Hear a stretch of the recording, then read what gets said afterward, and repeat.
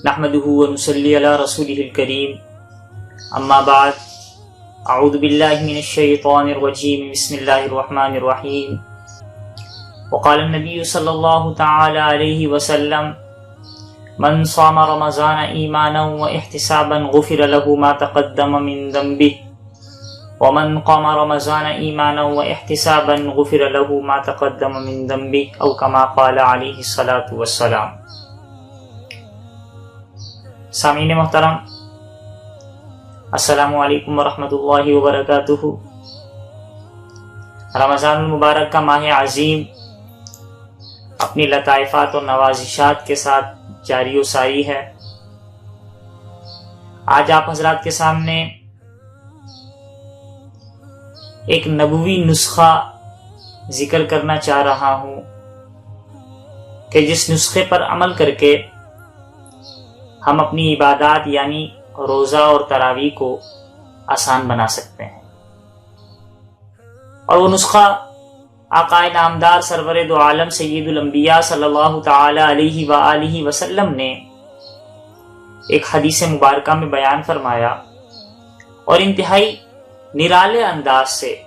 حضور علیہ الصلوۃ والسلام نے روزے اور تراویح اور عبادات کا شوق دلایا ہے۔ بظاہر یہ دونوں عبادات یعنی روزہ اور تراویح یہ ایک بھاری یا مشکل عبادت ہیں کہ رمضان المبارک کے مہینے میں روزہ رکھنا، صبح سے شام تک بھوکا پیاسا رہنا نفس پر گراں گزرتا ہے، ایک پریشانی ہوتی ہے، خصوصاً اگر گرمیوں کا موسم ہو۔ اور اسی طریقے سے تراویح کی جو نماز ہے کہ رات میں کھڑے ہو کر قرآن مجید فرقان حمید کا سننا سنانا، 20 رکعت تراویح کو ادا کرنا، وہ بھی ایک گراں اور مشکل امر ہے۔ لیکن حدیث مبارکہ میں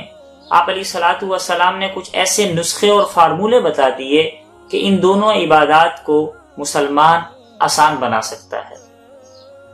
اب اگر حدیث مبارکہ کے ترجمے کی طرف ہم غور کریں تو آپ علیہ الصلوۃ والسلام نے ارشاد فرمایا کہ من صام رمضان، کہ جس نے رمضان مبارک کو روزہ رکھا، ایمانا و احتسابا، ایمان کے ساتھ، و احتسابا، اور احتساب کے ساتھ یعنی ثواب کی امید کے ساتھ، غفر له ما تقدم من ذنبه، تو اس کے پچھلے گناہ معاف کر دیے جاتے ہیں۔ ومن قام رمضان ایمانا و احتسابا، اور جس نے رمضان کی راتوں میں قیام کیا ایمان اور احتساب کے ساتھ، غفر له ما تقدم من ذنبه، اس کے پچھلے صغیرہ گناہ معاف کر دیے جاتے ہیں۔ اب اس حدیث مبارکہ میں جو ایمان اور احتساب کا لفظ ہے، اس لفظ کے اندر اس نسخے کو، اس فارمولے کو ذکر کیا گیا ہے۔ اب اگر اس کے مطلب پر ہم غور کریں تو ایمان کا مطلب عقیدہ، کہ جس نے رمضان مبارک کا روزہ رکھا، رمضان مبارک میں تراویح پڑھی، عقیدہ اس کا درست ہے، یقین اس کا بنا ہوا ہے کہ اس روزے اور تراویح پر ثواب ملنا ہے، اس روزے اور تراویح کا حکم اللہ تعالی نے دیا ہے، یہ شریعت کے احکامات ہیں، اس کا یہ ایمان اور یہ یقین بنا ہوا ہے۔ وَاحْتِسَابًا، اور احتساب کا مطلب ان اعمال پر اسے ثواب کی امید بھی ہے کہ میں یہ عمل کروں گا تو مجھے اتنا اتنا ثواب ملے گا، اتنا اتنا مجھے اجر ملے گا۔ تو مطلب یہ کہ ان اعمال پر اللہ رب العزت نے جو ثواب کے وعدے کیے ہوئے ہیں، ان وعدوں کو اپنے دل و دماغ میں بٹھانا، اپنی نظروں کے سامنے لانا، یہ وہ کام ہے، یہ وہ نسخہ ہے، یہ وہ فارمولہ ہے جو مشکل سے مشکل عمل کو بھی آسان بنا دیتا ہے۔ اب وہ کیسے؟ پہلے تو یہ سمجھیں کہ اللہ تعالیٰ نے جتنے بھی اعمال دیے ہیں ان اعمال پر کوئی نہ کوئی ثواب کا وعدہ ضرور کیا ہے۔ اللہ چاہتے تو اللہ ہم سے بنا کسی ثواب کے بھی عمل کروا سکتے ہیں، اللہ تعالیٰ تو مختار کل ہیں، لیکن اللہ تعالیٰ کی رحمانیت رحیمیت پر قربان جائیے کہ ہر عمل کے ساتھ اللہ تعالیٰ نے کچھ اجر کا، کچھ ثواب کا وعدہ بھی کیا ہوا ہے۔ ان وعدوں کو سامنے لانا، نگاہوں کے سامنے لانا، دل و دماغ میں بٹھانا، تو یہ انسان کے اس عمل کو، اس حکم کو ہلکا بنا دیتا ہے، آسان بنا دیتا ہے۔ اب اسی بات کو ایک مثال سے سمجھیے کہ بھئی کوئی شخص ہے، کوئی ورکر ہے، کوئی سرونٹ ہے، وہ ماہور یعنی منتھلی سیلری پر کام کرتا ہے۔ اب وہ جو اس کی منتھلی سیلری ہے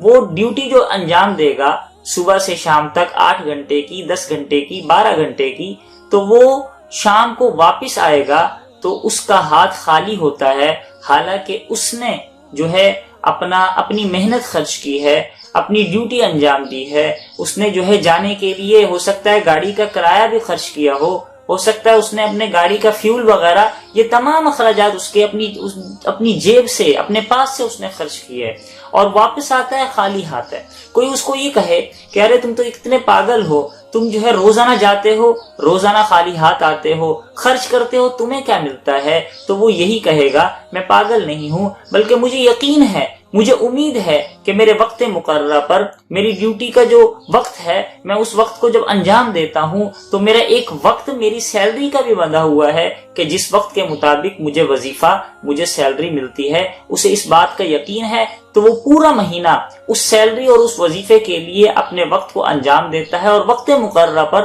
اسے اس کا اجر بھی ملتا ہے۔ جب اسے اس بات کا یقین ہے تو پھر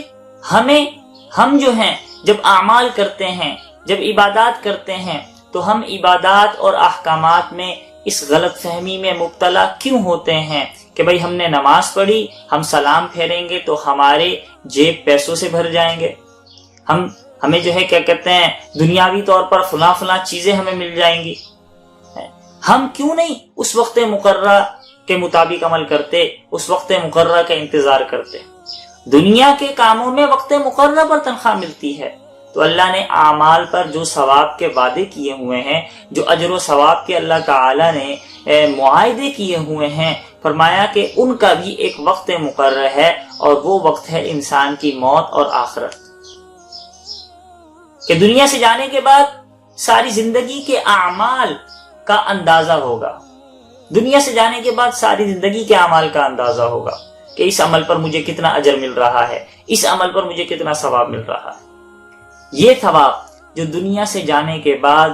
اسے ملے گا، اس ثواب کو نظروں کے سامنے لانا، اس ثواب کو دل و دماغ میں بٹھانا، یہ ہے احتساب کا عمل۔ اسی چیز کو حضور علیہ الصلوۃ والسلام نے احادیث مبارکہ میں ذکر فرمایا کہ جب اتنا یقین مسلمان کے اندر بیٹھ جائے، جیسے وہ ورکر کو یقین تھا کہ مجھے وقت مقررہ پر اجر ملے گا، تو مسلمان کو یقین ہو جائے کہ میں روزہ رکھ رہا ہوں تو وقت مقررہ پر مجھے روزے کا ثواب اور اجر ملے گا، میں تراویح ادا کر رہا ہوں، وقت مقررہ پر مجھے تراویح کا ثواب اور اجر ملے گا۔ فرمایا جب وہ وقت مقررہ کے ثواب اور اجر والی بات اس کے ذہن میں ہوگی تو روزہ رکھنا بھی اس کے لیے آسان ہوگا، اور تراویح کی نماز پڑھنا بھی اس کے لیے آسان ہوگا۔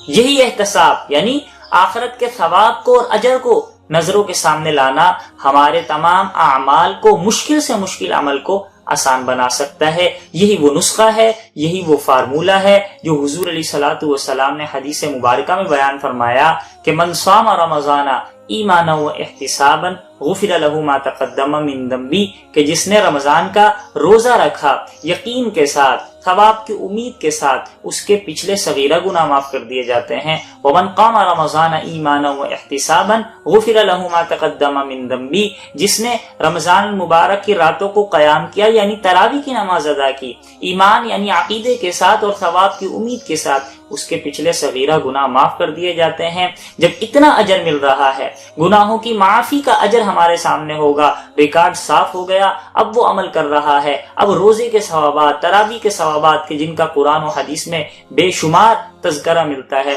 وہ ثوابات حاصل کرنا اس کے لیے آسان ہوگا، اور یہی وہ عمل ہے جو روزے اور تراویح کی نمازوں کو جو ہے آسان بنا سکتا ہے۔ ہم ان باتوں کو ذہن میں رکھیں گے تو یہ عبادات کرنا ہمارے لیے مشکل نہیں ہوگا۔ اللہ رب العزت ہمیں عمل کرنے کی توفیق مرحمت فرمائے۔ وما علینا الا البلاغ، والسلام علیکم ورحمۃ اللہ وبرکاتہ۔